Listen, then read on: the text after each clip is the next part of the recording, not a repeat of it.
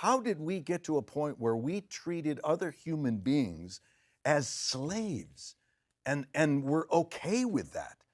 When I see the Make America Great Again, my comment is, do you accept that that could possibly be construed as a racist remark? And most people, a lot of people go, how could that be racist? Make America great again? I said, so just ask yourself from an African-American experience, when was it ever great in America for the African-American? When was it great? So if you're making it great again, it's not including them. So it's to teach us in the woke world to open up and accept the possibilities that our privilege has created blind spots for us. And maybe I haven't seen what is really happening yet in all my years. When I see the Make America Great Again, my comment is, do you accept that that could possibly be construed as a racist remark? When was it ever great in America for the African American? So Bryan Cranston has stirred up a lot of controversy recently on the internet with an interview highlighting something that a lot of places have studied for some time, talking about how the phrase "Make America Great Again" and other phrases similar tend to highlight the lack of empathy we're always seeing from the right, and their overall consistent inability to step outside of their own experience and acknowledge others. Because at its core, that is what empathy is, the ability to share someone else's feelings or experience by imagining what it would be like to be in that person's situation. Which is kind of the main reason I always say, I have some friends and acquaintances that are kind of on the right, but I would never date someone on the right because someone who has a lot of empathy is important to me in dating, and cue all of the crying boys who totally don't care in my comments. The phrase itself, "Make America Great Again," perfectly embodies their utter lack of empathy. Because it brings up the great question they can never seem to answer is, when was America great for absolutely everybody and not just straight white men is the catch. I mean, African Americans weren't even technically freed until 1869. They couldn't really all even vote, and not even voting safely at this point, till 1870. They're still fighting being able to vote safely and easily to this day. The Civil Rights Act wasn't passed until 1964, not that long ago. Married women weren't even allowed to own their own property or keep their own working wages until 1848. We definitely couldn't even vote until 1920. Even though technically we were supposed to be able to have our own bank accounts in the 60s, many banks would still not allow them to be signed off without a husband. And without a husband, we weren't allowed to own credit cards until 1974. Which is wild when you consider that's close to 10 years off from when my oldest sibling was born. And many of us weren't even allowed to be married legally everywhere until 2015, and they're still fighting that constantly to this day. When you say the phrase "Make America Great Again," who does that include? Because it excludes all women, all people of color, LGBTQ communities. Do you want to do the math on who's left in that equation? Yeah, it's people who have no ability to see outside of their lived experience and understand that America wasn't really ever that amazing for the rest of us. Seeing the clip from Jeff Daniels in the newsroom about tell me what's great about America. Fundamentally, that is why we're here as a country. When I hear "Make America Great Again," when? Let's review America. Let's look at its greatness, shall we? We started off by genociding the Native Americans by the millions, whose land was rightfully theirs. We just took it from them, and we didn't value their lives. Then we started this country, then we took black people from Africa because we didn't value their lives. Then we forced them to pick our cotton and raise our kids and build our White House and do all the work that white people were too lazy to do. Wow, starting off really great, isn't it? And then we come up with the Constitution in 1787. And we're still waiting for this greatness, right? So the founding fathers that were racist slave owners that owned black people like cattle, great start, right? They designed the country to benefit 21-year-old land-owning white men, and black people were only worth 60% of a white man. And then women didn't have the right to vote, have credit, no-fault divorce. They were also treated as less than the white man. And we said, yay, we're great. Hello, brothers and sisters. How are you doing? I'm hoping that you're doing great. From wherever you watch me from, I'm your host and presenter, Agentic Stories. Welcome back to the channel. There's something that I want to talk to you about, and I think it's important. I've been saying for the longest time in my channel that the world is waking up and people are getting to see white people for who they are. People are getting to see white people for the mistakes that they have done, and the world is recognizing this. One of the most outstanding things that people saw this time around is that America is crumbling. And you might definitely think that the problem was always black people. No, I don't think the problem was black people, because for the longest time, this is the year that has confirmed that the problem has never been black people, right? And we are seeing all these groups of white people trying to ask for black help. Let's start with black farmers. Let's start with constructors. Let's start with all these people that are having these jobs, and they want black people to help them in these jobs. And so you understand that they cannot do without black people. Also, you can remember a time when people needed the black voices so that black people can help them get on the streets.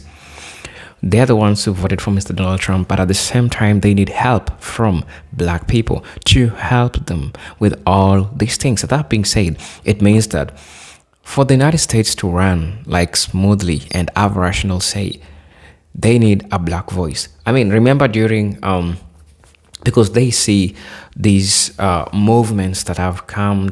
That have come from grassroots.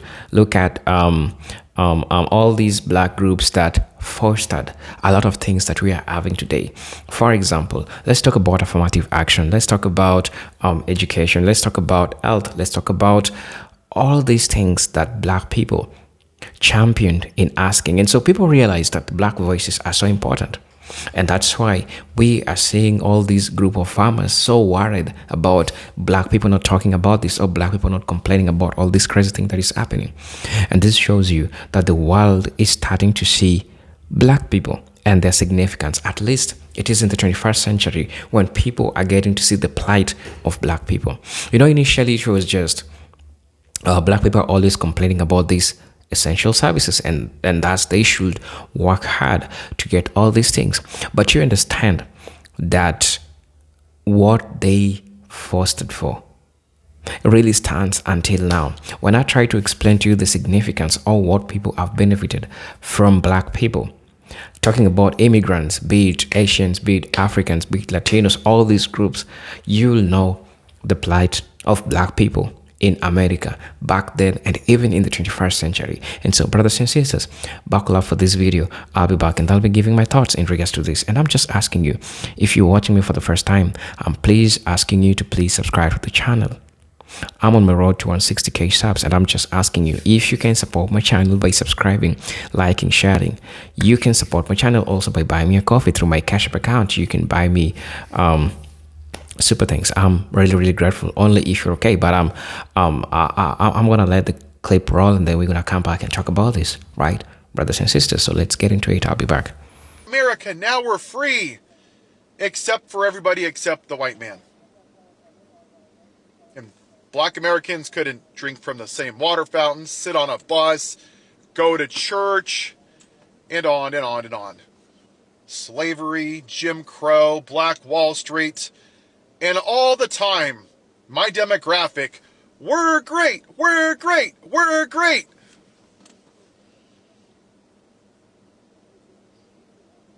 Then you fast forward to 2024. And we finally have the opportunity to do something. To show that we're going to progress as a society. Not just the most qualified black woman, but the most qualified candidate in the history of our country. And this country did what it always does. It fell back on the most uneducated, morally bankrupt, foolish, childish, immature plantation owner that wears diapers and orange makeup. Because that's what America wants.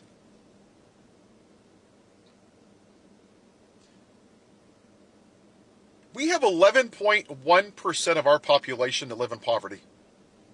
14 million children go to school hungry every day. We have over 40,000 people that sadly lose their lives to pew-pew violence because we do nothing about it, because we're such a great country. Our largest employer, Walmart, has 15,000 people that are on public assistance that you and I pay for. We have the most incarcerated prison systems in the entire world. Now, if you're a black man and you're running down the street like Ahmaud Arbery, you got a bunch of white U.S. citizens that think you're stealing something because you're black, and they unalive him. If you're a convicted felon and you abuse women and you try to overturn a free and fair election through an insurrection, you get to be president. If you take a knee and stand for what's right, you're called the son of a bitch and you lose your job. But if you're white and you storm the Capitol and you attack police officers on video and you admit to it in a court of law and you're found guilty by a jury of your peers, you get pardoned because we're such a great country. There's a lot of countries that have freedom. Australia, Belgium, Iceland, Canada, Japan.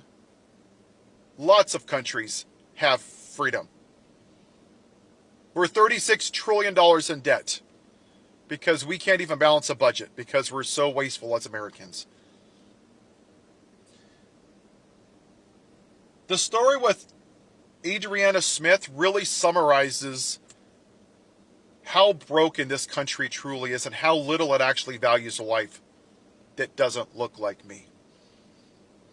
She's a 30-year-old black mother, and she has a little son. When she was 9 weeks pregnant, she got a clot in her brain. And sadly, her brain is no longer functioning. It's awful. I don't know all the details, but she's no longer viable as a functioning person. So the state of Georgia, because they're so pro-life, because of their heartbeat bill, they've turned her into a human incubator, which is morally reprehensible. It's repulsive. It's gross. So for the last 60 days, they've kept her alive to save that infant. And her young son comes by and visits, and he thinks that his mom is sleeping. That is gut-wrenchingly heartbreaking. Because they want to push their agenda to populate more children in this country. But what happens after that is really what America is. They don't care if that family goes into medical debt, files bankruptcy, loses their house, from being forced to leave her daughter on a ventilator. Who knows how long? 2, 3, 4, 5, 6 more months? Let's just presume the baby makes it somehow without any defects. America doesn't care if that kid has food, if it has a house. It doesn't care if it has health care. It doesn't care if it's unalived in a school due to pew-pew violence. And it sure in the hell doesn't care if it has clean water and clean air. So my question for you, MAGA, what exactly is great about this country? I'll tell you what you think is great. Your whiteness. Your version of white America. Having 800 million American flags? No, that's not great. Having a pet bald eagle? That's not great. Worshipping a flag, praying to it, singing to it? No.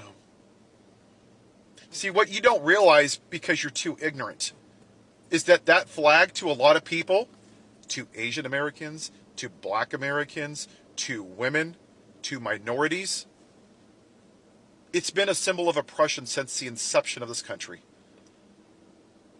That's what you fail to realize because you're too ignorant. That's why we're here. Because you don't care that other people view that flag differently than you. You're insulted when I say America has never been great for everybody. We have to come to terms with that. And if it makes people angry, that's too goddamn bad. I can both appreciate people that served this country and fought for our freedoms and safety. But I can also say in the same breath, it has never been great for everybody. Kicking out trans people who have served in our military for 15 or 18 years while you voted for a little coward-ass bitch that had bone spurs that wears makeup and diapers, there's nothing patriotic about it. Those trans people served this country bravely. And you are cowards for kicking them out. They protected your freedom and my freedom. And that is one more example of why this country isn't great. Because you want to make America white again. You want one thing and one thing alone. Straight white Christian America. But if you commit felonies, if you steal from cancer charities, if you cheat on your wives with a porn star, if you steal top secret documents, if you have dinner with white nationalists, if you insult people, if you make fun of people, if you talk about Hannibal Lecter and electric sharks, as long as you're a white man in your America, that's okay, because you want to make America white again. You have a good day. Somebody in my Discord had asked me to read a message out loud. I'm going to kind of put my own spin on it, just interpret it to be a little bit more understandable by the viewers. But it is important. If you remember yesterday, we had a guest come up and say that America's always been great. And that started a larger conversation about examples of systemic oppression and just the ways that people have been hurt so badly in our country, in our country's history. And a member of my Discord brought up like a very specific way that individuals have been hurt so badly in our country's history. And I thought it was worth going over.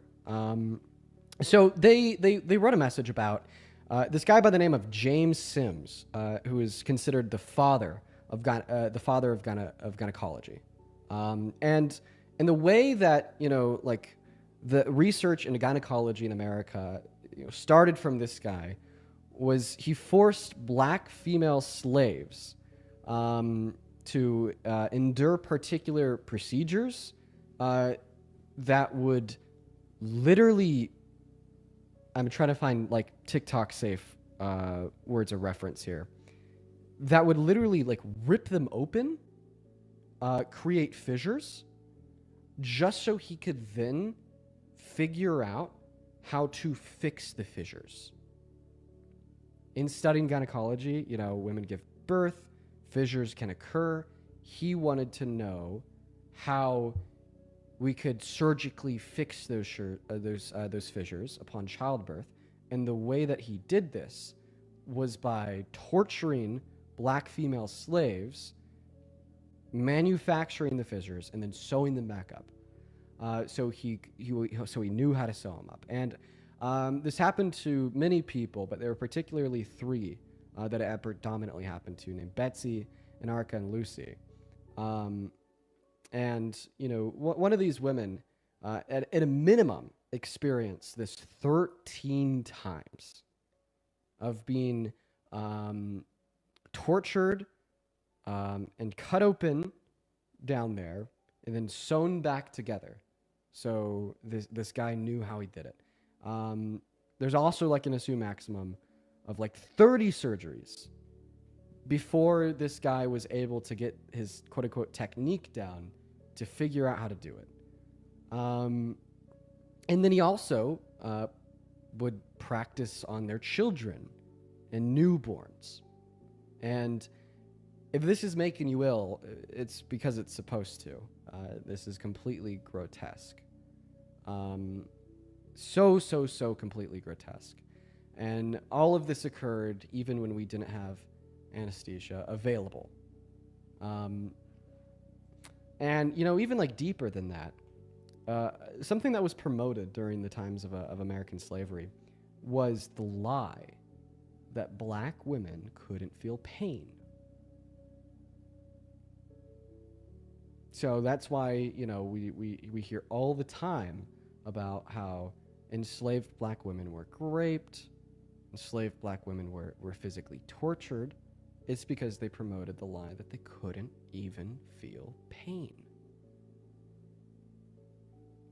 And the reason why this is relevant to bring up is just in response to, what that guest on the Life had said yesterday about how this country has always been great.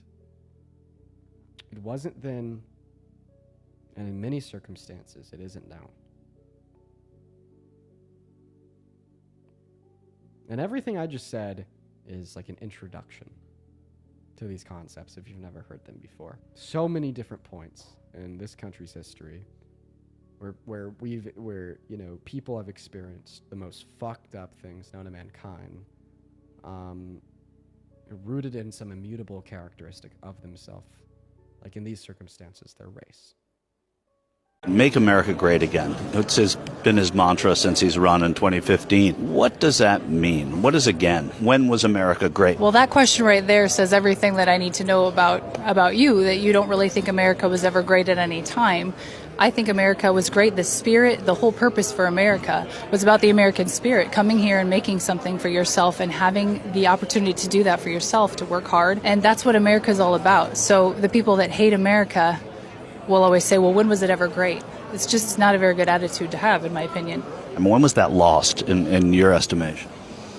I think a lot of it was lost when the Federal Reserve took over the money system. We need to go back to a gold and silver-backed system where currency it counts. Make America Great Again. What does that mean to you? What's the again? To me, the again means that we have somewhere safe where we can have those freedoms that we are so lucky to enjoy. There are so many people throughout the world that do not have what we have, and it is a blessing. That's why we have people that want to be here, and we will fully encompass all of that greatness again. When did we last have it, if it's again? I feel like we did have that when President Trump was in office. I feel like we can work with what he built on in the first presidency and make it even better. When he was running in 2016, it was before he'd even been president, but he was still saying make it great again. Again from when? That is a good question. I would say if I could guess, it would be, and I think that they're very politically lined up, would be maybe with JFK. And when he was president, and what we embodied with some optimism and freedoms that we didn't have before, and trying to find that. When was America last great? 4 years ago, or 3 years ago. Well, he was saying it before he got there. He was saying make it great again. So he didn't think. What did that message mean to you then? I felt President Reagan was an excellent president too. And nobody between Reagan and Trump. I am not a Democrat, so. Well, you had George Bush there, and you had George Bush's son. He was right, yeah, but I still liked President Reagan. You fucking cult, you MAGA cult, who anything and everything, the dumbest motherfucker I've ever seen in my 57 years is Donald John Trump. He's truly a dumb, ignorant, arrogant, homophobic, racist, misogynistic, narcissistic, fucking piece of shit, culminated with treason for what he did on January 6th. But I'm gonna shock some of you motherfuckers, you DMMFs, you dumb, maggot motherfuckers who do the fucking most with the fucking least with 2 teeth and 0 brain cells. I actually want to put America first. I do. I believe, I've said this for years, that we get involved in other countries and other places when we have people starving right here. But see, these are the things that I want to put America first. I want to help undocumented immigrants get a path to citizenship, who have been working in this country, paying taxes, good, productive people, which is the majority of them. Sure, there's some bad seeds, but there's a lot more bad seeds that are Americans. I've never been one to say, don't deport somebody, MS-13, that's constantly getting arrested for chopping off people, killing people, whatever they're getting arrested for, anybody bad. I don't have no problem with that. You'll never hear me say that they should be able to stay in this country. But the people that they're deporting, the majority of them are good people.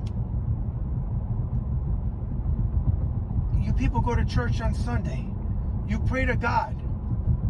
but you're anything but godlike. You're the Antichrist. Then you fly these flags. We live in Northwest Indiana, Debbie and I. We see all these flags.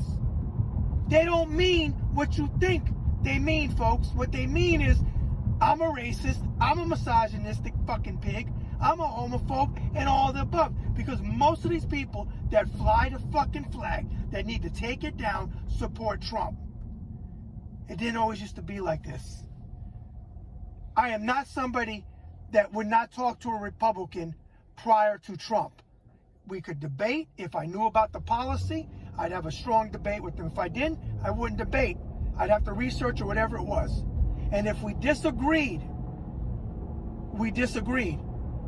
Because we had a different plan for how we should get to a better America. Not this shit. This isn't to get to a better America. This is to get to a white America.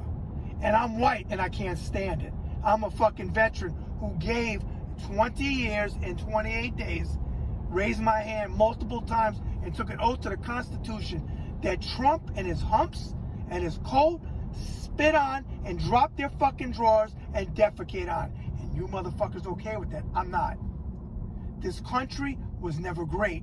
It was never great for African Americans. It was never great for women. Yet we have stupid ass women in this country, and they're mostly my color, complexion, Caucasian, that support fucking Donald Trump. I know a lot of you don't, but a lot of you do. And we really believed that you would come out and vote for Kamala Harris for many reasons. And one of them, because she was a strong woman, and I've always said a female president can't fuck this country up any worse than any other president has if you feel that they fucked it up. I think a woman could actually do better. This country can't go back to greatness because it was never great in the first place. But I will say this because I've always said this. We have the potential to be so much better. And our greatest strength is my favorite word in Webster's dictionary. And I know you MAGA motherfuckers at this point, you're heading, now we're passing up a fucking flag with the fucking Trump thing touching the flag. Scumbag motherfucker. We always pass them up on this road, whatever road this is, coming from Valparaiso. My favorite word is diversity. And our greatest fucking strength, you stupid, idiot, racist, inbred, trailer park, one fucking branch on your fucking family tree, 2 teeth, 0 brain cells, motherfuckers, don't understand that diversity was, is, and always will be our greatest strength. This country will never be great, but we have the potential to be so much better. All right, Americans, we've been dancing around this issue for too long, but it's time to finally put the tiger on the table and yell at it. The core values of American society are a fucked up mix of Calvinist predestination and Puritanism. And through this weird chimera of proto-capitalism and religion, we've somehow come to equate economic success with moral value. Our society assumes that good things happen to good people and that bad things happen to bad people. And in doing so, we've created the assumption that people who live in poverty somehow deserve their poverty through their own laziness or degeneracy. Because America was never designed with community values in mind. It was designed around individual aggrandizement through the acquisition of capital. So we've made money equal morality, and anyone who doesn't have money is immoral. And because we've so heavily weighted the rights of the individual above the welfare of the community, any attempts to discuss this issue get shouted down as socialist propaganda. Compassion has never been a core American value, and that's deeply disappointing. Hello brothers and sisters, welcome back to the channel. I'm hoping that you're doing great. I hope we have all learned from this segment. It is really important for us to understand that black people have spearheaded a lot of things. Look at the transformation that black people have done. The voices of black people are usually needed to aid some important changes that are needed in this society. And so we are seeing a society where people are starting to recognize that black people are really, really important. Because at the end of the day, this is what the world needs. People need black people. And it really makes me happy trying to understand this from a perspective that people didn't see black people as much important as they saw other group of people, right?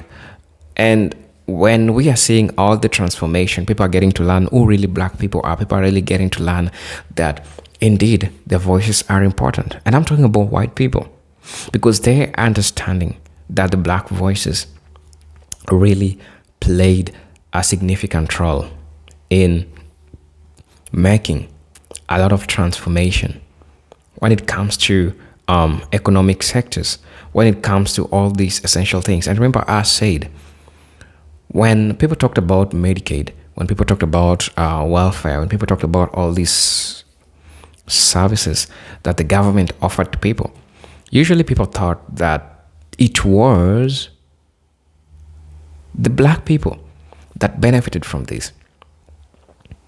And this was made look like black people are the only ones who benefited from this. But they didn't see that we have white people that are depending on this, but we are seeing black voices. We are seeing black people fighting for this. And they know the significance of black voices. They know how this is really important, and how they're getting to see, and how they're getting to understand the plight of black people and how important it is. When I stop using the geopolitical stance, I think you've seen, that rare type of videos that we have such kind of confessions. There's this video that was surfacing sometimes back on the internet that was trying to say about this kid who his grandmother told him that if you ever feel unsafe, you can try find a black person, and I assure you that you will reach home safely. Why do you think the grandma didn't choose a white person? Why do you think the grandma didn't choose the Latino? Why do you think the grandma didn't choose all these other races, but a black person? And that tells you that there is something so much special about black people. And it is time for you to just see it. It is time for you to understand that this is what is happening. There is something special about black people that I think the world needs to understand. Because when you even try to look at the geopolitical stance, black people saw who Mr. Donald Trump was. And they want everyone. They want immigrants. They want white Americans. But since people didn't trust black people, and I'll tell you as a matter of fact, through American history, black people have never gone wrong. Trust me when I say so. They have never gone wrong, especially when they say something. You get to realize that it will happen. Another example is for the past 1 week, the death of Charlie Kirk has been surfacing the internet, and people add different opinions in regards to this, right? And so when people add different opinions in regards to this, you understand that what black people are saying was true. And black people are just saying that they need to be left alone because they didn't play part of this. But you realize that the other side of the world was insinuating that it was black people that did this. And so until it was confirmed, that's when they realized that black people had nothing to do with all the craziness that happened in Utah University. And so, brothers and sisters, how many times do black people will have to prove themselves that they know what they're doing and they know what they stand for? And you understand that what they're saying is the truth because they ever told you about that. And you need to understand that this is something that has been happening in the United States for the longest time. And I think it just makes sense if you try to talk about this. I really want to know what you feel about this video, honestly. Let me know how you feel about all this. I'm your host and presenter, Agent Stories. Brothers and sisters, please let me know what you feel about this video. For those watching for the first time, again, I'm just reminding you, you can subscribe to my channel, join my membership. I really get to see what I can offer you. For those always coming back, watching my videos, supporting me, man, I'm really, really grateful because you are the most important thing. And just the last reminder that I'm asking you, please help me reach 160k subs. I'm on my way to 160k subs, and I'm asking you, please, if you are always watching my videos and you haven't subscribed to my channel, please subscribe to the channel. I'll be really grateful. But until then, let me see you in my next video. Peace, love, and harmony. Salute.